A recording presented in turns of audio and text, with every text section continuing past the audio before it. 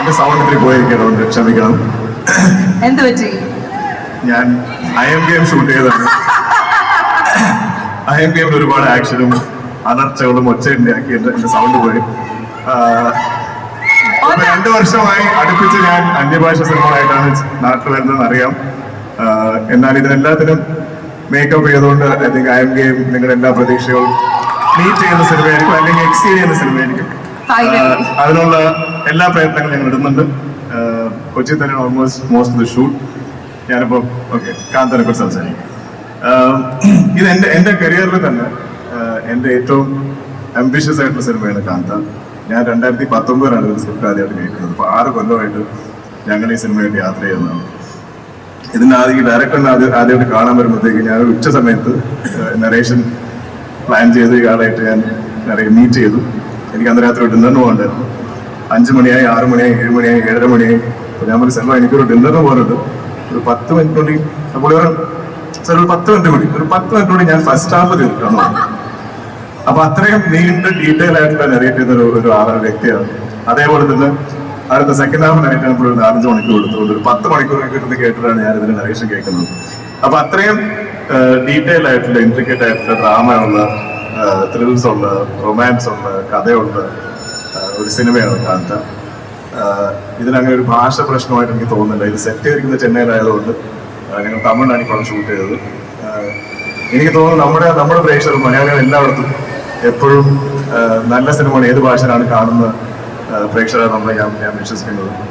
Especially നമ്മൾ തമിഴ് സിനിമകൾ എപ്പോഴും വലിയ രീതിയിൽ തന്നെ നമ്മൾ വരവേൽക്കാറുണ്ട്. കേരളത്തിലാണെങ്കിലും മിഡിൽ ഈസ്റ്റിലാണെങ്കിലും ഇത് നിങ്ങൾക്ക് അഭിമാനിക്കാൻ പറ്റുന്ന ഒരു സിനിമയായിരിക്കും. ഞാൻ ഇതേവരെ എനിക്ക് പെർഫോം ചെയ്യാനോ അല്ലെങ്കിൽ ചെയ്യാൻ പറ്റാത്ത ഒരുപാട് സീൻസും ഒരുപാട് ഇമോഷൻസും ഒക്കെ ട്രാവൽ ചെയ്തിട്ടുള്ള സിനിമയാണ്. എൻ്റെ ബ്രദറായ റാണായി ഞാനും ഒന്നിക്കുന്ന സിനിമയാണ്. ഞങ്ങൾക്കൊരു 8-9 ക്ലാസ് മുതലുള്ള പരിചയമാണ്. ഞങ്ങളൊരിക്കലും സിനിമയിൽ ഇങ്ങനെ വരുമെന്നോ അല്ലെങ്കിൽ അഭിനയിക്കുന്നോ ഒരുപോലെ പ്രൊഡ്യൂസ് ചെയ്തൊന്നും സ്വപ്നം കണ്ട ആൾക്കാരല്ല. അതുകൊണ്ട് ഇതൊരു കാണാത്തൊരു സ്വപ്നം ശരിയായി വരുന്ന പോലത്തെ ഒരു മോമെന്റ് ആണ്. അത് ഇങ്ങനത്തെ ഒരു സിനിമ എനിക്ക് തോന്നുന്നു ലൈഫിൽ റാണയ്ക്കാണെങ്കിലും എനിക്കാണെങ്കിലും കനീസാറിനാണെങ്കിലും ഭാഗ്യശ്രീക്കാണെങ്കിലും ഇങ്ങനെ ഒരു സിനിമ ഇനി ഉണ്ടാവുമെന്ന് എനിക്കറിയില്ല. അത്രയ്ക്ക് സ്പെഷ്യൽ ആയിട്ടുള്ള മൂവിയാണ്. സമുദ്ര കനീസാർ എനിക്ക് ഒരു ഗുരുനാഥനെ പോലെ, ഒരു മെന്ററിനെ പോലെ, ഒരു അച്ഛനെ പോലെ ഈ പടത്തിൽ ത്രൂഔട്ട് എനിക്ക് അത്രയും സ്നേഹം തരികയും എനിക്ക് അത്രയും റെസ്പെക്ട് തരികയും അത്രയും സ്പേസ് തരികയും എന്നെ അത്രയും പ്രോത്സാഹിപ്പിച്ച വേറൊരു സാധനമില്ല. അപ്പൊ അദ്ദേഹത്തിനോടുള്ള എല്ലാ സീൻസും നിങ്ങൾ എൻജോയ് ചെയ്യും.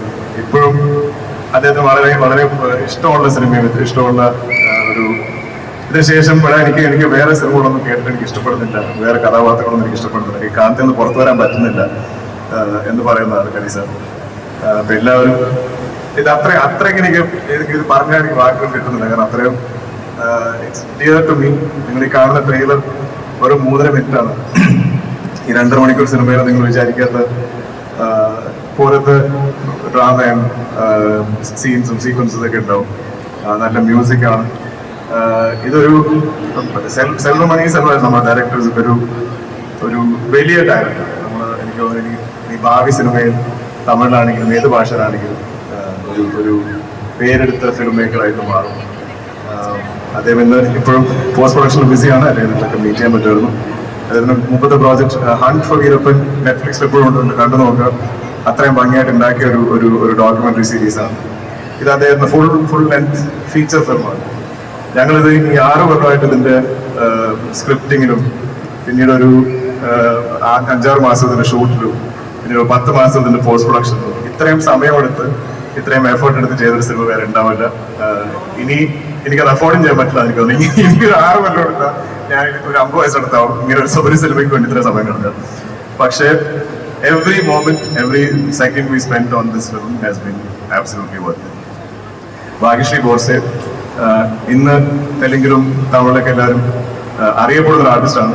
പക്ഷെ ഭാഗ്യശ്രീയുടെ ആക്ച്വലി ഞങ്ങൾ ഈ സിനിമയ്ക്ക് വേണ്ടി ഒരു 5-6 മാസം ഓഡിഷൻ ചെയ്തിട്ട് ഞങ്ങൾ ഈ കുമാരി എന്ന കഥാപാത്രത്തെ കണ്ടുപിടിക്കാൻ ഒരുപാട് ശ്രമിച്ച ഒരു ടീമാണിത്. അങ്ങനെ ഭാഗ്യശ്രീയാണ് കുമാരിയായിട്ട് വന്നത്. ആക്ച്വലി ആദ്യമായിട്ട് ചെയ്യുന്ന സിനിമ ഇതായിരുന്നു. പക്ഷെ ഞങ്ങളുടെ ഡിലേസ് കാരണം ഭാഗ്യശ്രീ പിന്നീട് വേറെ 2 സിനിമയൊക്കെ അഭിനയിച്ചു. ഇപ്പൊ നിലവിൽ വലിയ സ്റ്റാർ ആണ്, നമുക്ക് അഡ്വാൻറ്റേജ് ആണ് ആക്ച്വലി. പക്ഷെ എന്നാലും ഞങ്ങൾ എല്ലാ വേദിയിലും പറയും ആദ്യം കണ്ടുപിടിച്ച ഞങ്ങളാണ്, ഞങ്ങൾ ഈ ക്രെഡിറ്റ് ആർക്കും കൊടുക്കില്ല. ഭാഗ്യശ്രീയുടെയും എല്ലാവരും ഓർത്തിരിക്കുന്ന ഒരു കഥാപാത്രവും ഒരു പെർഫോമൻസും ആയിരിക്കും. നിങ്ങളെല്ലാവരും ഇനി ഭാവിയിൽ മലയാളത്തിൽ ചിലപ്പോൾ അഭിനയിച്ചേക്കാം. അപ്പോൾ നിങ്ങൾ എന്തായാലും അതുപോലെ ഒരു സ്വീകരണം കൊടുക്കണം കാന്തയിലൂടെ. ഞാൻ ആരെങ്കിലും മിസ് ചെയ്യുന്നത് അറിയില്ല, പക്ഷേ ഞങ്ങളുടെ പ്രൊഡക്ഷൻ ടീം പ്രശാന്ത്, ജോ വർഗീസ്, ഇവർ ബാക്കിൽ നിന്ന് ഈ പറയുന്ന വലിയ വലിയ ഡിസിഷൻസ് ഒക്കെ എടുക്കും. പിന്നെ എനിക്കും വേണമെങ്കിൽ ഇതുപോലെ ആർട്ടിസ്റ്റിക്കലി ചിന്തിക്കാനും സമയമെടുത്ത് എഴുതാനും ഷൂട്ട് ചെയ്യാനും ഒക്കെ അതിന്റെ ഒരു ഫൈനാൻഷ്യൽ സൈഡ് കൺട്രോൾ നോക്കുന്നതും ഞങ്ങൾക്ക് കുറച്ച് സ്പേസ് തരുന്നതൊക്കെ ഇവരാണ്.